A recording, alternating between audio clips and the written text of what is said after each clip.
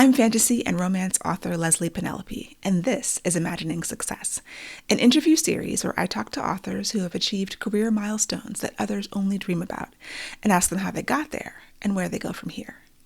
Today, I talk to Kelley Armstrong, author of many dozens of novels ranging in genres from urban fantasy to mystery, YA, romance, and thrillers. Her first novel, Bitten, was adapted into a television show of the same name that ran for 3 seasons on Canada's Space Network and the Sci Fi Network here in the US. She is a #1 New York Times bestselling author who has hit the list multiple times and has been steadily publishing for close to 25 years. We talk about maintaining longevity in a career, her refreshing perspective from her time in the publishing trenches, and what keeps her going. I hope that you enjoy our conversation.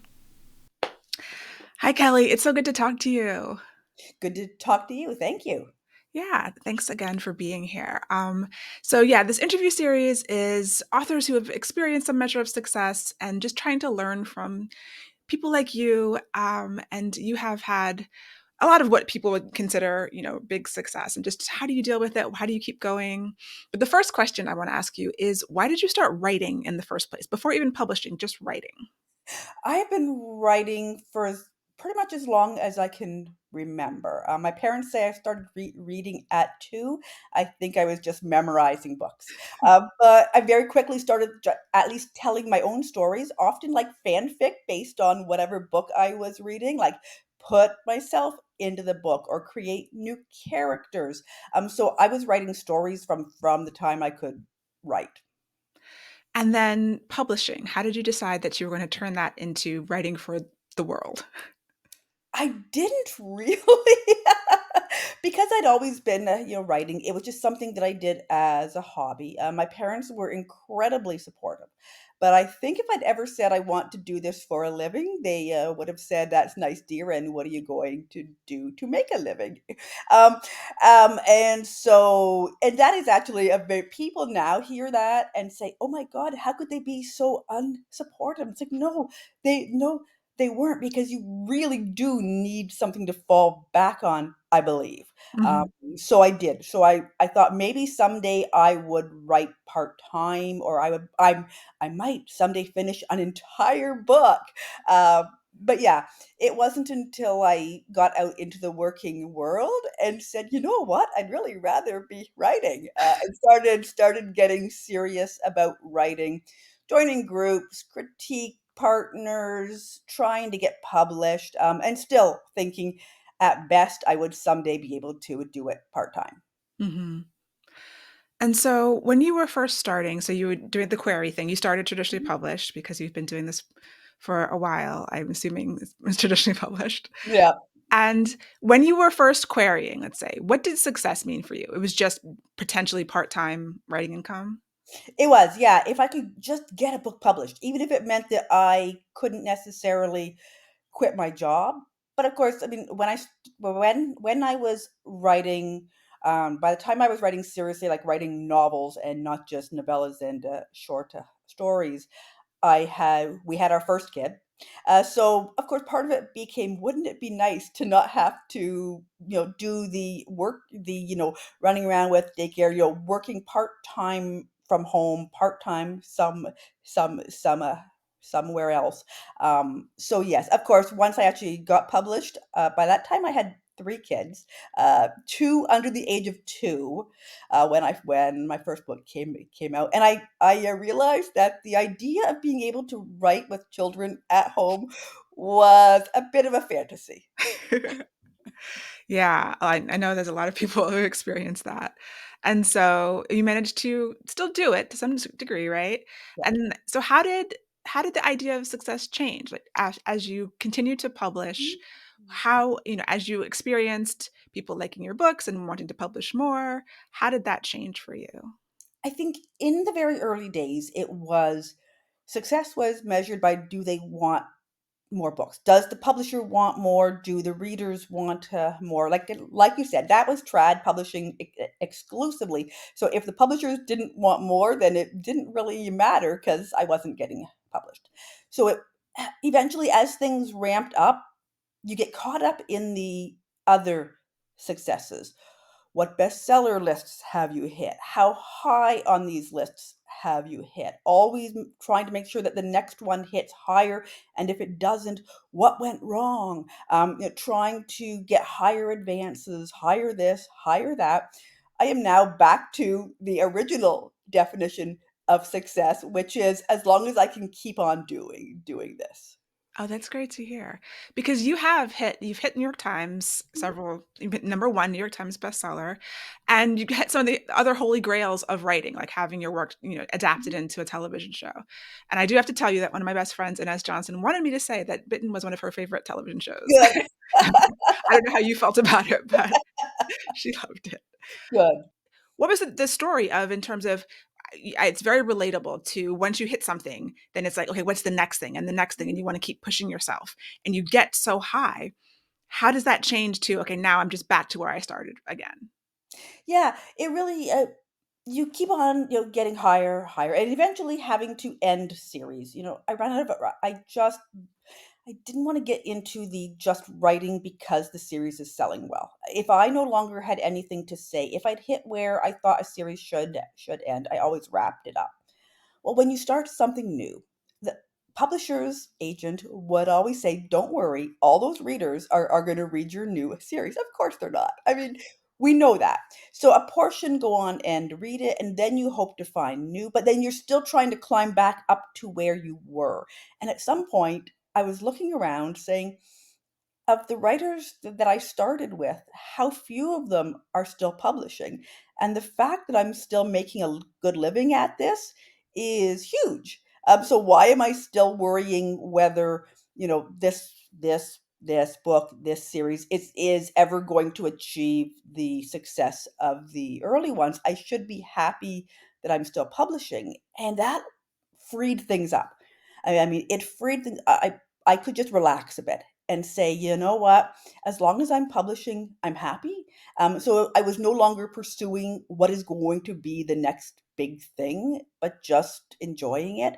And shockingly, my books continue continue to sell. That's always nice. So, yeah, it sounds like kind of getting caught up in these external markers of what everyone else thinks that you should be doing. And when you hit them, is the satisfaction, like as you continue meeting these goals, was the satisfaction still there or did it ebb away with the stress of trying to get higher and higher? Yeah, for me, it definitely ebbed away with that stress. I did not enjoy any of that. Any of the massive line, 400 people at a signing, num the number one, the hitting this list, hitting that list. It was always okay, but how can I get higher? What Mhm. can I do next that will be higher? And so yes, it was always my eyes were on what was the next rung up that ladder instead of enjoying the view from where I was. Yeah, I think that's always the way, no matter what it is. If you get an award or just an advance that you didn't think you would get, and then the next time it has to be more. And so hearing from someone who has been there and it's like, okay, that didn't make me happy necessarily, or it's not always sustainable and we're not in control of all of these things. I mean, your Mhm. writing is probably just as good as it ever was, but the external markers may or may not be there. And so finding Yeah, that satisfaction from within. yeah. So what's your relationship with writing goals these days? Honestly, I'm not even sure that I really have any. I really am at that stage where I am just chill. I am just, if I when I have ideas, I pursue them. Whether they fit into what I'm currently doing, whether they, are going to necessarily appeal to my current readership, whether a publisher is going to want them. I mean, indie has really opened that part up. So if I have an idea that I realize is just not marketable, I can certainly do something with it. And I never have to say, but I could write this and no one will ever see it. If I choose that, that's fine, but I can certainly pursue anything. And so I don't really have goals so much as the fact that I'm just really having a blast writing whatever I want and not caring. as long as it's continuing to pay my bills, which it is, Mhm. um, I don't really want to. I've certainly had people, say, "Well, what if you could get back up where you were?" And I'm like, I know people always say you don't really mean this, but I really mean that I don't want to. I mean, I did not enjoy that. I was not happy. I am so much happier now. Just writing what I want, having that readership, and the fact that I continue to make a living making up stories is amazing to me. Yeah, it is. And that's part of the goal too. So with your readers, are you finding if you the things that you write that, may not be as marketable, do you have a sense of like what percentage of your core readers are following you whatever you write? Is there a Mhm. percentage that do and then others who don't? It's really hard to tell. I mean, so there's social media. You certainly can post and say, I've got this coming out. It's not quite what I normally do. I mean, in the last few years, I sold 1 year sold horror, and the next year sold rom-com. So I'm currently writing both horror and rom-com, which I consider a career achievement. But those two audiences may not be the same audience. Now, coming out of what I did with urban fantasy and mystery, those who really are into it for the characters, for the romance, will probably like the rom-com. Those who are in it for the dark thrillery stuff will probably like the horror. Um, but there's still going to be those who always say, "I will read anything you write," but I'm always very clear, you don't have to. I mean, if this, especially horror, right? It's like, be aware this is truly horror, and if you don't want it, please don't feel obligated to, because I do have that core readership. Wouldn't know what percentage, but there certainly are those who, if I post something, say, this is not my usual genre, but if you write it, I'll read it, which is lovely. I really do appreciate those readers who will at least try stuff. Yeah. So what do you think in your mind makes a Kelly Armstrong book? I think it really is, and it's always been far more than a genre. I started off in urban fantasy because that's what sold for me. Then I had a mystery trilogy that came out at the same time. Never sold nearly as much. Urban fantasy was in vogue. Mysteries about hit women were not. But then I did YA, and those rose even bigger than my adult urban fantasy because it came in at the right time. But there still are those core things, relationships. There's relationships between all characters, whether it's romantic or not, and certainly romance. I've never written a book that doesn't have some. Even my horror has some element there of a background of that kind of relationship with the for the main character. Um, my female characters, male characters, that the core things that I believe in writing, capable female characters and equally capable male characters, because we don't make our female characters look stronger by making our male characters weaker, as you well know, because when you do awesome in both, and you do sometimes see where the male characters are weaker to sort of pump up the female characters. And Mhm. what does that say? Not the right things. So Right. yeah, all of those, the philosophy and the type of storytelling that I do will be there, whether it's rom-com, horror, mystery. Yeah. It's kind of like your personal brand is Mhm. the thing you put into everything, especially when you write across such a broad range of genres. So, can we talk a little bit about the TV show? Because I know that a lot of Mhm. people have that goal. Like one of the questions we always get as writers, one is, what's your inspiration? And another one is who would you cast in the TV show or the movie? And it's like, well, we don't really get control over that. But you did have an adaptation made. So, what was the process like in terms of where were you like in your career and goal wise when you got the call, so to speak? That was so that's the one thing that was made. There are things still in all various states, but it's so rare for something that gets bought to be made. So I most times have multiple things under option, but I've only ever had one thing made. So that's one of the big things, is knowing that just because something is optioned does not in any way mean that it's going to appear on a screen. So for Bitten, the way that that worked was, actually we sold the rights to that before the book came out, and sold them to a trio of women who were producers, who were mostly doing Broadway musicals, but they wanted to branch into movies. So it was bought as a movie the first time. So it was bought as a movie. They sent the book to Angelina Jolie, who signed on. And so that got it going a whole lot faster. That was like 1999, 2000. I got it going a whole lot. Warner Brothers came on board. They started moving on it. They were getting scripts. They were up in the budget. It was going great. Then Warner Brothers had both Catwoman and Elektra tanked for them. And apparently, what they took away from that is there's no market for female led action movies, uh, fantasy action. So that got dropped for years. And then I get another call that, somebody, there had been various bites over the years, because there's constantly someone's interested, they're thinking about it, they want to talk to you. I finally end up taking one with a Canadian production company. I'm Canadian, so yes, we, will be a little bit, more easily swayed that way. Who wanted to turn it into something. And the way that that often goes is, they say yes, they want to turn it into something, they option it. They may option it and pay you money. They may have a shopping agreement, is more common now, and not pay you money, but the options were nice. Um, and then it kind of goes very quiet. And it would have been years, like maybe 2, 3 years of very quiet. And occasionally they would like pop back and say, "Can we get sales figures? Can we get character sketches? Can we get this? Can we get that?"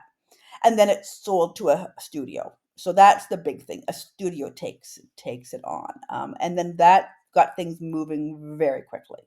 So by the time, so even though Bitten was sold the first time before the book even came out, the TV show actually started in the year that the last book, the 13th book, came out. So it took a long time, and then it ran for 3 seasons. Mhm. And do you want to talk about how you felt about it? Like, adaptation is very different than the book that you wrote. And most times we as authors have nothing to do with it, but sometimes you can get wheedle into a producer credit or something like that. Mhm. Yeah, I actually didn't have anything to do with the show, and I haven't seen it. I've seen bits. Okay. I have seen bits, and it was just because at the time I was still writing. When it was first coming out, I was still writing. I was still in that world, still doing novellas, short stories, and my because Bitten, I'd written it like 14 years earlier. I was terrified that if I saw the show, I would forget what was mine and what was theirs. And I'm still writing in that world. And what if I started like incorporating things from the show, thinking that it was things from me? And I've always meant to, now that I'm done, go back and watch it, but I haven't. I haven't. I just.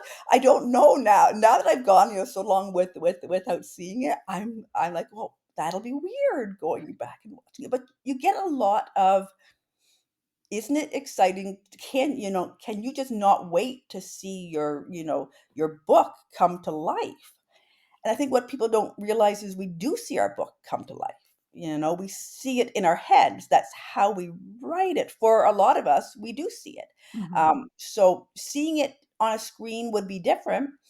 I'm sure I will at some point. I'll just be in that mood to just say, I just want to read. I just want to go back there and see what somebody else did with it, because I am very very open to changes, adapt, because it is another writer working on it, and that's Mhm. why I didn't want to be involved in that one. Was I felt like I want to let the other writers have their fun with it and not feel like the creator is hovering over their shoulders saying, "Why'd you change this? Why'd you change that?"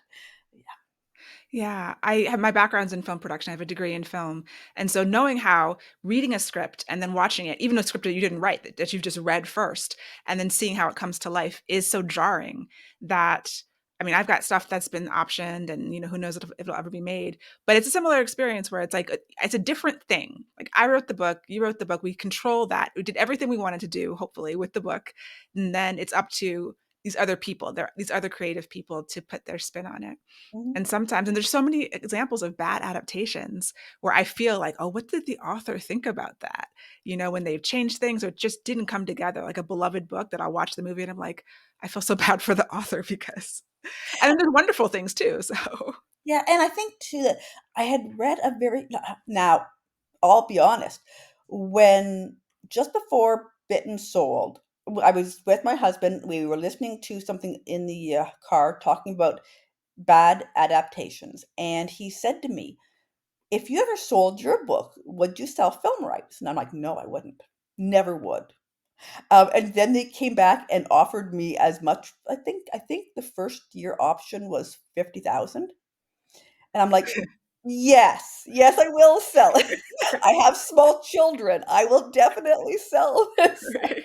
So yes, you'll learn, and I did learn too. I actually heard I am forgetting who the, writer was, but somebody asked him in an interview, "What do you think about what they did to your books on screen?" And he said, "They did nothing to my books. My, books are still there. My books did not change." And I think that's really what you have to go into it with. And a good adaptation will certainly bring readers to you. Even a mediocre one will.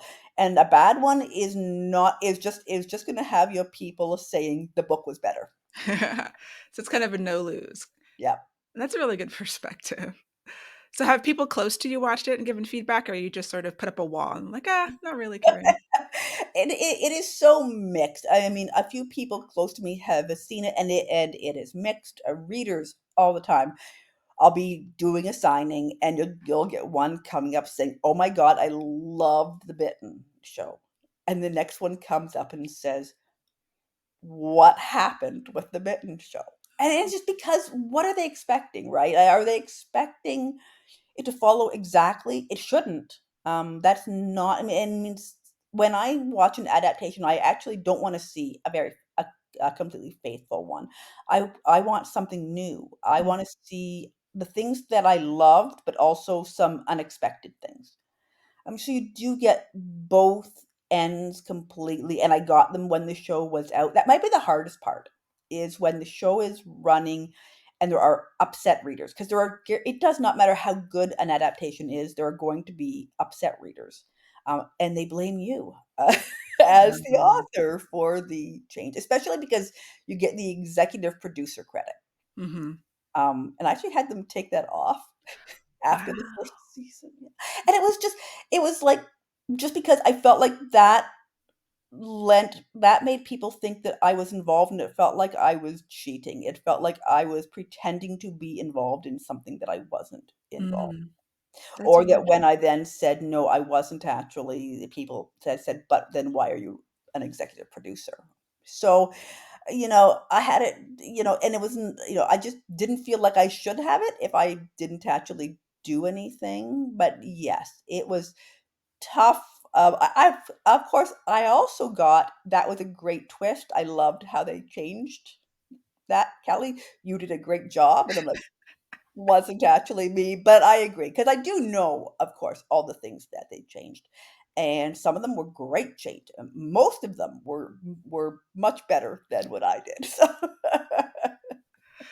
Moving forward, would you ever be interested in being involved? There's more and more writers who are in the writer's room. Is that something that you might think about?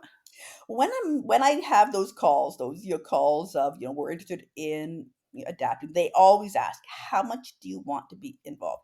And I always take it very. I'm always never really sure whether they're trying to suss out how much I expect to be involved. Like, how much am I going to expect? What am I going to expect? And I always say, I am chill either way. If you say you want to run with it, run with it. If you say you want me involved, it would be a different experience for me.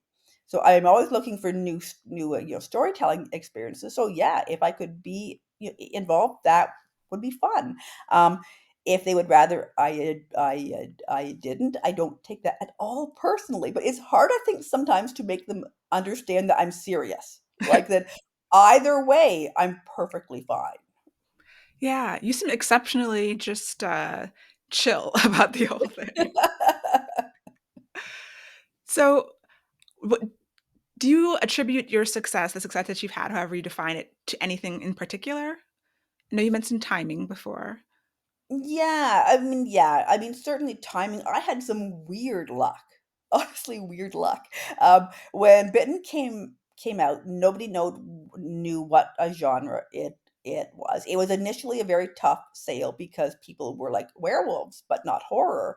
And you weren't seeing a lot of that. Laurel K. Hamilton had her first couple of books out, but for a few books does not make a genre. So the year before Bitten came out, Charlotte Harrison had her first one come out, and I think it was, or it's vice versa, or and the year mine came out, it was Gemma Butcher, or it was the other way around. But then you started having, weirdly, four different people all writing these books that had very similar, they were set contemporary thriller plots, supernatural characters. And that then became a genre. So I got to be in on like the first or second step of a new genre completely by accident. I just wrote the book that I wanted, and same with the YA. I wrote the YA for my daughter, and it came out just after Twilight took off. But of course, as you know, that means that it sold 2 years earlier. So when it sold, it was not Twilight was out, but not the phenomenon that it became. So I got to ride that phenomenon of people saying, "What else do you have?" And although that has no vampires in it, people, kids were looking for books that were paranormal with light romance, something like that, and they came on board for that. So that was pure luck. And yeah, and so yes, those two genres took off, and of course, every genre bubbles. So takes off, and you can see it grow, grow, grow, grow, and more writers writing in it, and then the bubble, bursts. And it will be cyclical. We are seeing some things coming back now. Yeah. And what keeps you going now? So you've been publishing a couple of decades now. Why are you still doing it? I love it still. I really do. I mean, I do love storytelling. It's something that I guess is probably in me from those early books, from being a very early reader, voracious reader. I want to tell stories, and I just have so many stories, and so I am very happy writing. And if somebody said, "But you could retire," and I could retire. To what? I mean, I could certainly have, do, things, but I would still like to have those few hours a day where I am writing. And I can certainly do all my other things. My kids are grown, they are out. I have way more time, which means I'm writing more, but also doing more other things. And then the thought of retiring to nothing except other things, I'm not quite at that age yet. Right. Yeah. Got plenty of good years left. Yeah. Do you find writing hard? Do I find writing hard? I find there are days when writing is hard. I find days when it just flows beautifully, and then there are days when it's like, how have I done this through 50 books? Like, like you just sit down and you're like, what are words? I don't know. I'm stuck here. I have no clue what to actually do. Um, I find that not so much writing is hard for me because I've just done it so much that the actual process is usually pretty easy. But there's a lot of outside noise that can make it hard. I'm slowly getting rid of some of the outside noise. The critic, the old reviews, criticisms, whatever else. That a lot of it, I've never built up the tough skin for that. I thought I would, and Mhm. I never have. And I do crave constructive criticism, editing. But once a book is out there and I can't fix it, it gets different. And social media, etc., can be such a double-edged sword where it can be wonderful in some ways and it can be toxic in others. And if you have a certain personality, you cannot help but feel the toxic part a whole lot more than you feel the positive part. So I find that that can certainly erode confidence. Hmm. You see something, hear something, read something, and sitting down that day can be a whole lot harder to write. Yeah. So, what is your relationship like with your readers? How are you getting your how are you getting the word out about your books that you're doing? And then just in general, do you have things that you do to keep up with your readers? Mhm. Mostly social media, but I have backed off a lot of that. The death of Twitter. I liked Twitter. Really?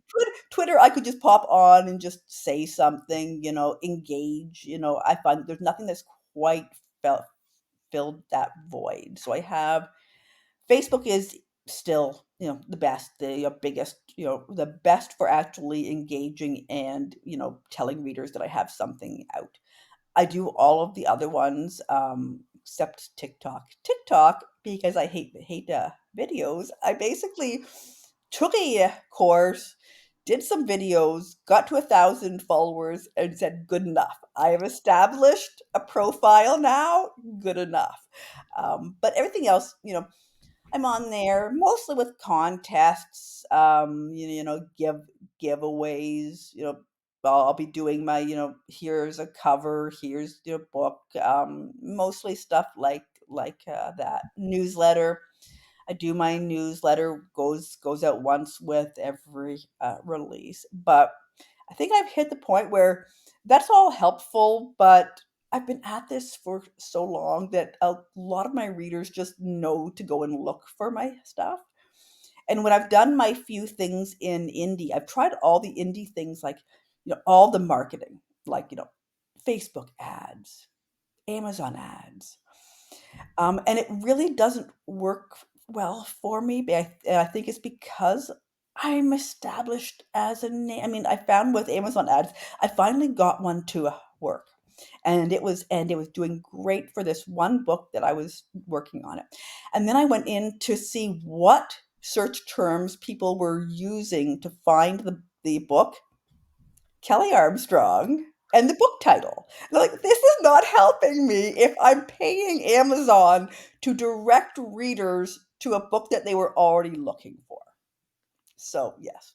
Yeah. I did the exact same thing with TikTok. I took a class, I got to 1,000. I Mhm. was posting, like, in the class, you do it for, like, 3 or 4 weeks, and then Yep. I was like, "Oh, this is too much work. I can't."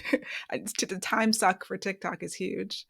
It is, but now you have a your profile. Somebody can link to your profile, and if you ever want to go back in, you have an established profile that is you. Good Mhm. enough. Right, yeah. So, at this point in your career, do you have imposter syndrome?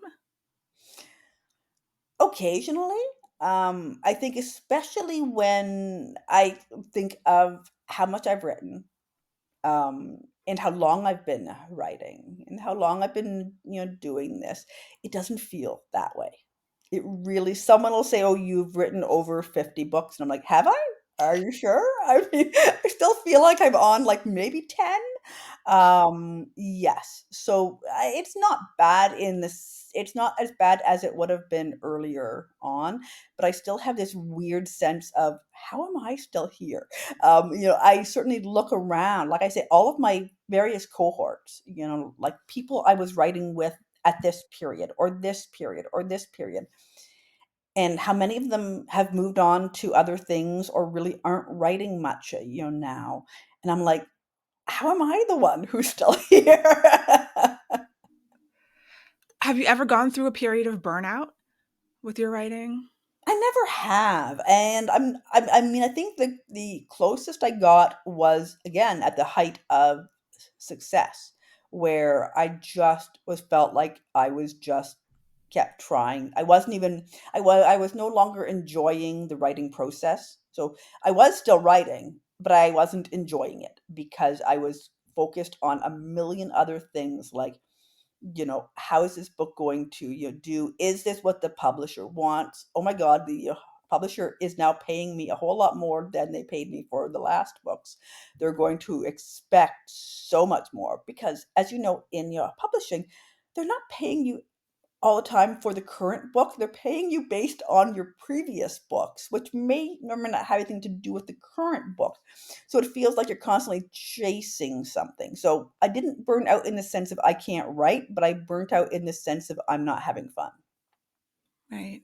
So now you're still selling to traditional publishers, Yeah. and I know that you mentioned that you're happier doing that, but I'm assuming that the advances have come down somewhat since Mhm. it's not at the same level. So when you do a new proposal, like, how do you set your expectations, or do you just not have expectations?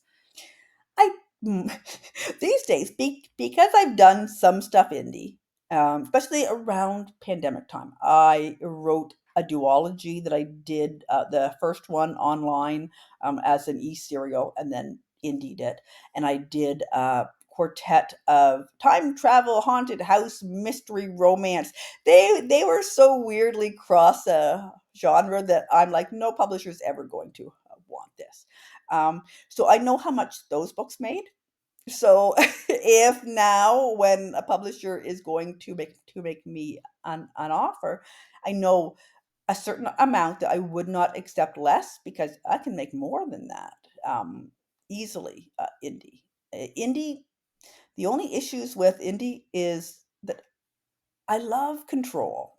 I am a Mhm. control freak. However, I realized I don't really want that much control. Where everything is up to you, where everything is, anything goes wrong, there's nobody else to blame. Everything I was constantly feeling like I was forgetting something.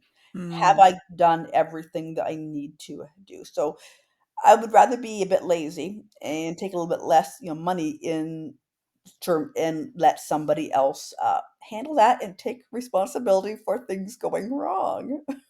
Yeah, no, I feel you because I'm hybrid, and I'm a control freak as well. And sometimes, like when you have control over every little thing, I'm like, I don't mind giving some of it away because it just frees up my time and my brain to do more writing. To the creative stuff you can focus on when you're not have to hire this person and watch over this, and is this done, and what's the schedule, and like all of the millions of things you do when you're indie, and then everything's on you. Like if this book doesn't sell, I literally have no one else to blame but myself. Mhm, mhm. If there's a typo in it, I had one where I did a last minute name change, and those global replacements, yes, and it was like Victor, and I changed it to something else, so there were a couple of instances of victory or victorious, Yeah. that got changed.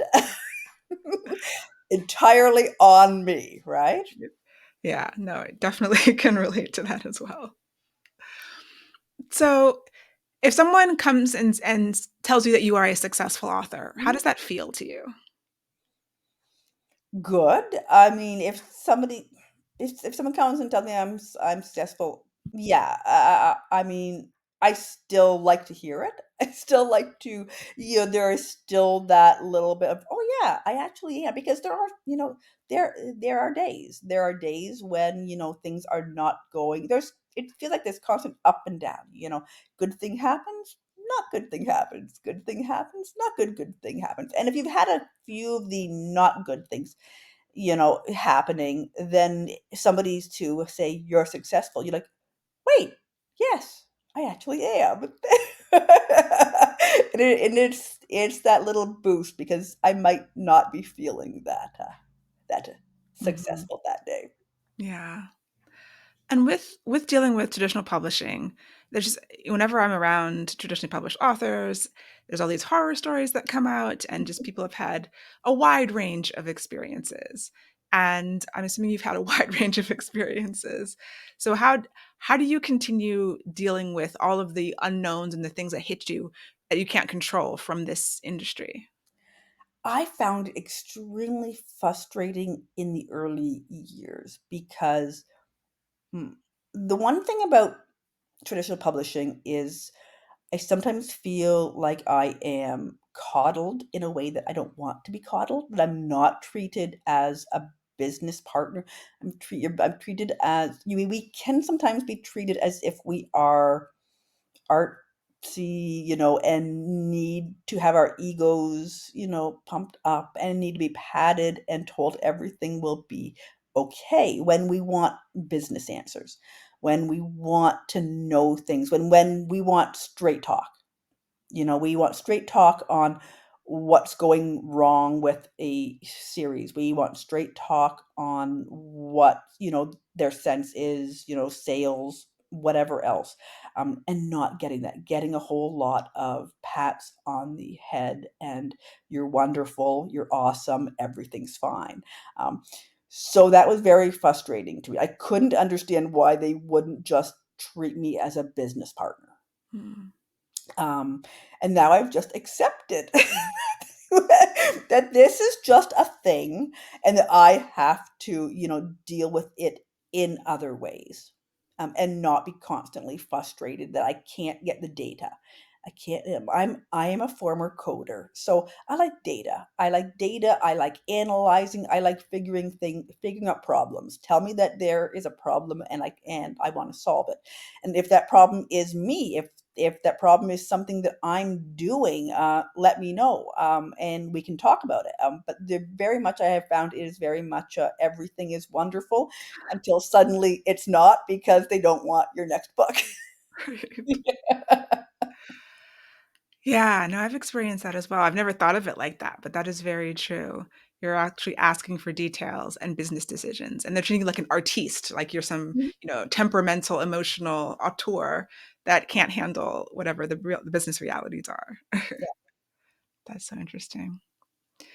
Well, do you have advice? Because you seem so zen about things, and I really appreciate that because I do talk to authors who are kind of just like all over the place, emotional about it. But it's like, okay, you've kind of been through it, and you come on Mhm. the other side, and you've figured out the way that you can continue doing this and continue loving it and having this kind of stable life that you want to have. Do you have advice for authors earlier in their career about Mhm. how to navigate all of the wilds? Yeah, and it really would be, especially if you're newly you're published, or early in your publishing. Keep your eyes forward. Keep your eyes on your own path, on your own horizon. Don't be worried about what everybody else is doing. It is so easy to be comparing. Like, what is so and so doing over here? Why are they doing it better? What can I do to do that well? Why am I not doing as well as so and so? And you might be doing great, because always remember that there are people who would love to be where you are. Really. And I mean, no matter what is happening, and I always have to stop and say, when I worry about things, stop and say, how many people would love to have my career? How many people would love to be where I am? And I had to do that earlier on, where when things started getting really bad for me, just the stress levels, going, oh my god, how many writers would love to be here? And yes, they wouldn't understand the stress of it, but keeping my eye on where I'm going and not worrying about what everybody else is doing or what publishers are doing, because I can't control that. What I can control is what I am doing. So it's much easier to be zen now, I feel, with the indie, because it really is. Okay, I have something out on submission. If it doesn't sell, it's not the end of the world, because I could do something else with it if I want to. And just never having to be constantly feeling like you're feeling as if other people are controlling your career. I feel like we have more power now, and it still will be frustrating when we can't get where we want to go. But don't be constantly comparing to, why is and I've seen this so much with the other writers, why did I not get the advance that so and so got? Why did I not get starred reviews? Why did I not get awards? Why did I not get the marketing? The marketing. I have never gotten the marketing. My anything that I've done, it just came out of nowhere, and then other things would be marketed afterwards. But the actual growth things that came out did not come out from marketing. They came out organically. And yes, and there was a lot of worrying about, why am I not getting marketing? So yes, worrying about all of that, you cannot control it. Don't be looking at what's happening with everybody else. Look at your own horizon and have fun. Really, I think most writers get into this because they enjoy writing. Don't lose that. Like, you don't let everything else sap that away. Mhm. That is beautiful. I appreciate that so much. Thank you so much, Kelly, for Thank talking to you. me. This has been really, really great. I love talking to someone whose energy is calm and it kind of brings the temperature of the whole conversation down. Like, yes, no, let's just focus and we can have this chill long-term career. And that's Mhm. wonderful to see. So thank you Good. very much. Thank you.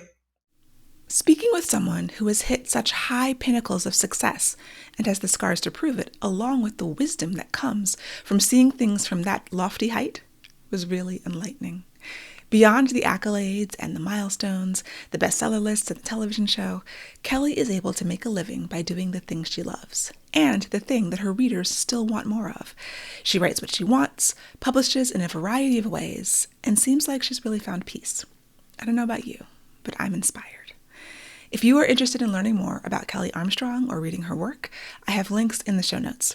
I am currently in the middle of her A Rip Through Time series, which I highly recommend.